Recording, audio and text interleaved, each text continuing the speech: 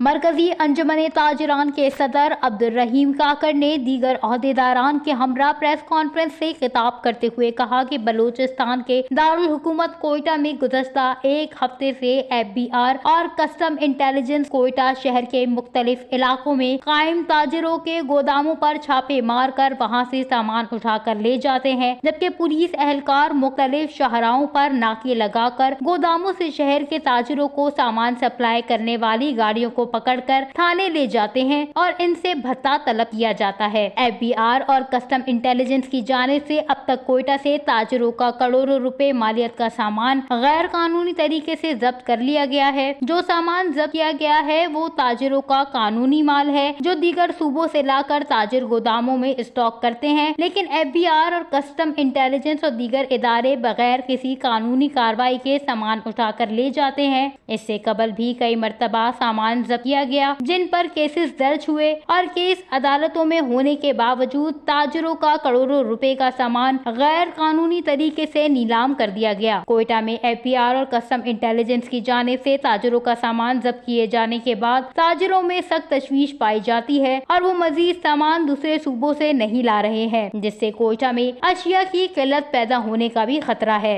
मरकजी अंजुमन ताजिरान बलोचिस्तान वजीर आला बलोचिस्तान मीर सरफराज बुगटी से अपील करते हैं कि वो FBI, कस्टम इंटेलिजेंस और दीगर इदारों को सख्ती से पाबंद करे कि स्मगलिंग के नाम पर ताजिरों को बेजा तंग न करें और दुकानों पर छापों का सिलसिला फौरी तौर पर बंद करने के अहकाम जारी करें। साथ ही मरकजी अंजुमन ताजिरान बलोचिस्तान ने इतवार को दोपहर 3 बजे सूबे भर के प्रेस क्लब के सामने चमन बॉर्डर पर पासपोर्ट की शर्त आयद करने के खिलाफ शनाख्ती कार्ड और तस्करा के हक में एहतजाजी मुजाहिरों का ऐलान किया है।